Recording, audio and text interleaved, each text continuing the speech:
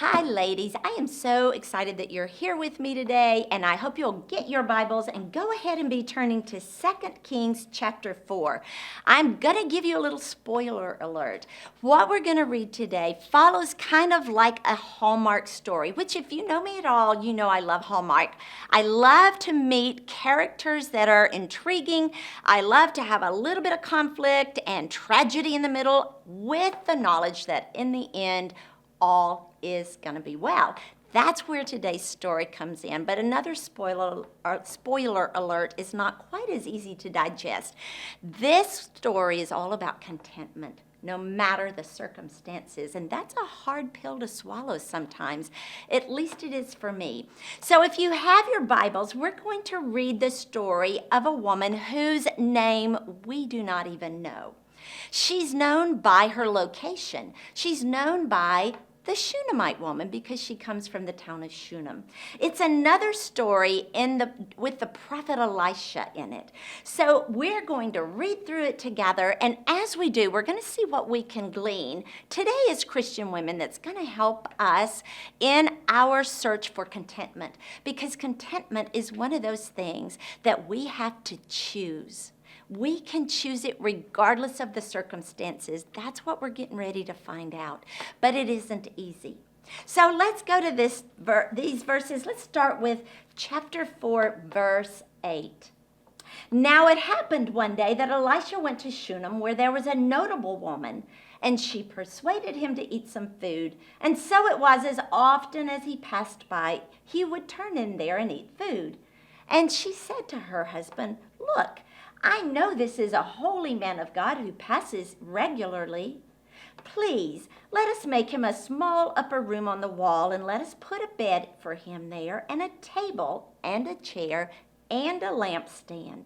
So it will be that whenever he comes to us, he can turn in there." And it happened one day that he came there, and he turned into the upper room, and he lay down. So here's what we have. We have in verse 8, it calls this woman a notable woman. She was wealthy, she had power and fame, well known in Shunem, although we never know her name. I find it a little ironic that she's notable, but she's unnamed.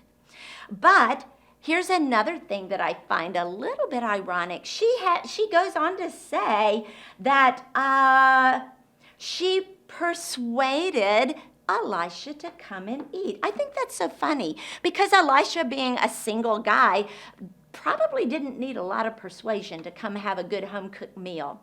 So she has her into his home, but her hospitality she takes to the ultimate. Because she is a notable woman, she builds him on a little room with her husband's permission and help, and it becomes his personal room to stay whenever he is passing through. I think it's all right for us to assume they have become hard, fast friends. So, picking up with verse 12, then he said to Gehazi, his servant, "Call this Shunammite woman." When he called her, she stood before him, and he said to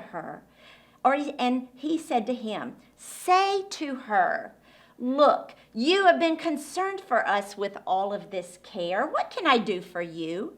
Do you want me to speak on your behalf to the king, or perhaps to the commander of the army?' But she answered, 'No, I dwell among my own people.'" Here's our first sign of contentment. This woman is so content. He says to her, "What do you want? Just ask." And we've already established that the Shunammite woman and Elisha are friends. You know she is well aware of the great miracles he has already done. And it's kind of like having your own genie in a bottle say to you, "What's your wish? I will make it come true." And she turns him down. She's totally content with her life as it is. Verse 14. So he said, "What then is to be done for her?" And Gehazi answered, "Actually, she has no son, and her husband is old." In other words, she doesn't have children, and she is not going to have children. We do have to remember that in this day and age, there was a lot of stigma surrounding women who didn't have children and who were barren. In verse 15, so he called to her, and he said, about this time next year, you shall embrace a son. And she said, no, my Lord, man of God, don't lie to your maidservant. In other words, I think if I were to put that in my life and in my vocabulary, I'd say, oh, don't tease me about that. That's not funny. That's not laughing matters. Don't tease me. But look in verse 17, the woman conceived and bore a son when the appointed time had come, of which Elisha has told her. Look at Elisha. He's still using that double portion of God's Spirit that we saw several chapters ago. Verses 18 following, we're going to have a child in this story. The child grew. Now it happened one day that he went out to his fathers and to the reapers, and he said to his father, my head, my head. So he said to a servant, carry the child to his mother. When he had taken him and brought him to his mother, he sat on her knees until noon, and then he died. Remember when I told you it's a Hallmark story? A Hallmark story always begins happy with these great characters and everything's going well, and then something happens. Here's that something. Tragedy strikes. And you know as a mother that when your child is hurting and when your child is sick, the one place they want to be is in your lap and in your arms and with a mother's loving care.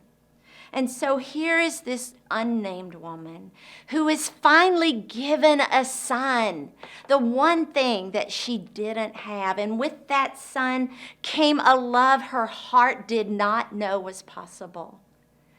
It also meant the stigma of being barren was gone. It put her in a community of motherhood. It also gave her peace about her future, knowing that a son would take care of her. But now, in just the span of one verse, all of that is gone. And look what she does next. Because as a mother, I can't fathom the faith, the trust, and the peace that led her to do what she did next. She went up. She laid her son on the bed of the man of God, shut the door upon him, and went out. There was no screaming. There was no yelling. There was no running of the servants to see what had happened. She didn't go put him on her bed. She did not go lay him on his own bed. You know where she put him? She put him on the bed of Elisha, the man of God. She did not lay her son down for burial. She laid her son down for a resurrection because she totally believed in the power of God. Then, as if that's not incredible enough, what she does next, she called to her husband and she said to him, please send me one of the young men and one of the donkeys, that I may run to see the man of God and come back. Can you fathom? She not once even says to him, our son has died. She's not crying. He detects no remorse as far as we know. She simply says, please send me a servant. I need a donkey. I'm going to go see the man of God. And here's what her husband says. Why are you going to him today? It's neither the new moon nor the Sabbath. And she answered him, all is well. Here's the defining moment in an unnamed woman who lived in Shunammite. Tragedy is struck, but guess what? As far as she knows and feels in her heart, all is well. Why? Because her faith and her trust goes beyond herself. It goes to the power of a living God. So he was saddled up a donkey, and he said to the servant, drive and go forward. Do not slacken the pace for me unless I tell you to. And so she departed and went to the man of God at Mount Carmel. And so it was when the man of God saw her from afar off, he said to his servant, look, the Shunammite woman is coming. Please run now and go meet her and say to her, is it well with you? Is it well with the child? And she answered, second time, it is well. Now when she came to the man of God on the hill, she caught him by the feet. But Gehazi came near and pushed her away. However, Elisha, the man of God, said, "Let her alone. Her soul is in deep distress, and the Lord has hidden it from me, and he has not told me." So she said, "Did I not ask for a son, my Lord? And did I not say, 'Don't deceive me'?" Then he said to Gehazi, "Get up, make yourself ready, take my staff and be on your way. If you meet anyone, don't greet them. And if anyone greets you, don't answer, but lay my staff on the face of the child." All of a sudden, Elisha's aware. This child is dead. He sends his servant to the child. But verse 30, I love. I told you that we can assume Elisha and this unnamed woman are fast, dear friends. Here's proof in verse 30. The mother of the child said, again, it doesn't name her. The mother of the child said, "As the Lord lives and as your soul lives, I will not leave you." If you have heard any of our 2 previous lessons, does that sound familiar? I'm going to turn back 1 page in my Bible to chapter 2, where 3 times in a row, Elisha is told by the prophet Elijah, leave me alone. Stay here. Do not follow me." And 3 times he says those exact same words. "As the Lord lives, and as long as your soul lives, I will not leave you."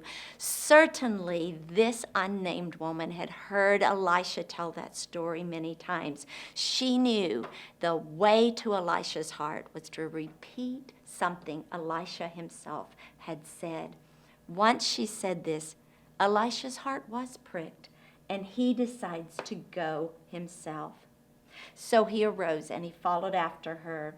Now Gehazi went on ahead of them and laid the staff on the child, but there was neither a voice nor hearing.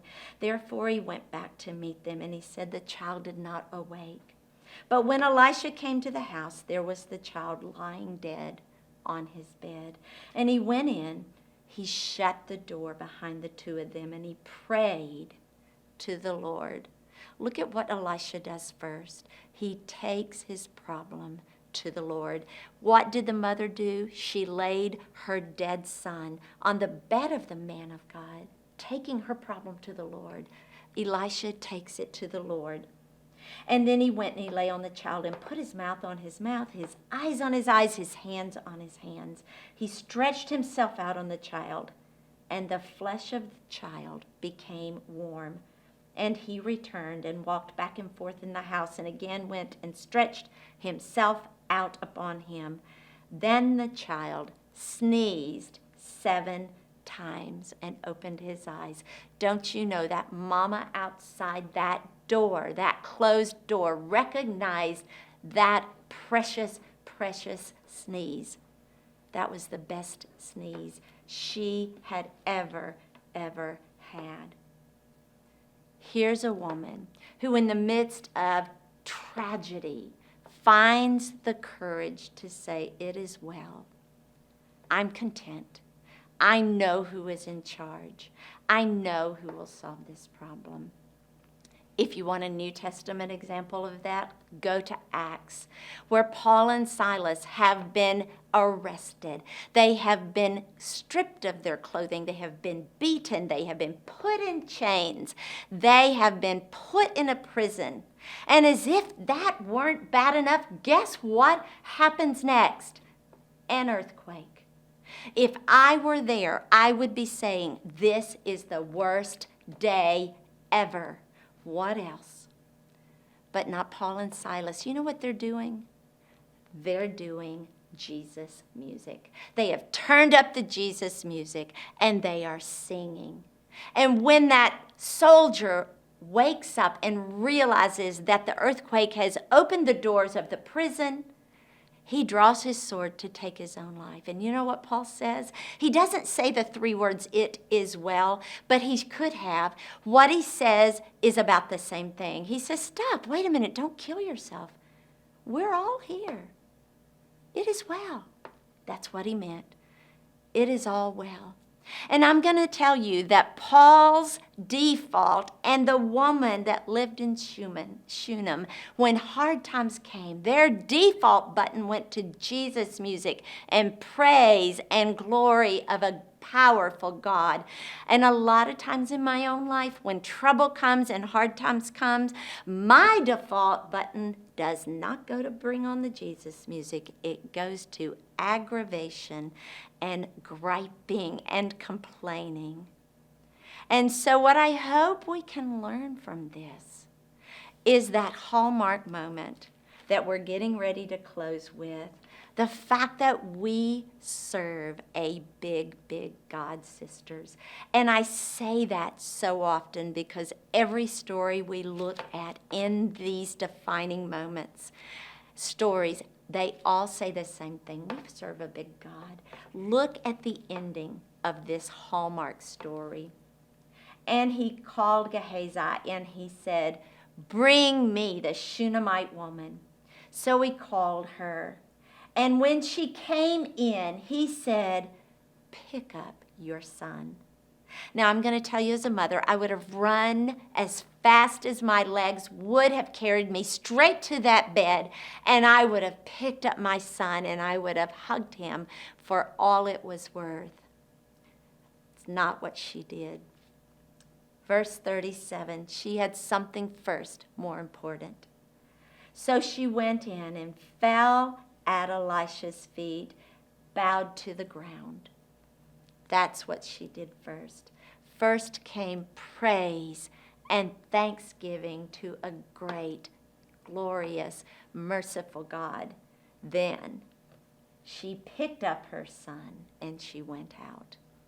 What a gracious reminder of a merciful God and the power of a God who wants us to say, regardless of our circumstances, it is well.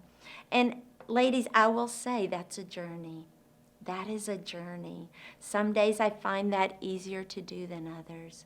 But our hope and our prayer is that this woman will give us the courage to say, no matter where we are in life, it is well with my soul. Many years later, a song was coined by that very title, and it was from this story. It was written by a man named Horatio Spafford, who, following the tragic death of his daughters, had the heart and the courage to see a powerful God, a good God, in the midst of his tragedy, and sit down and write a song, "It Is Well With My Soul."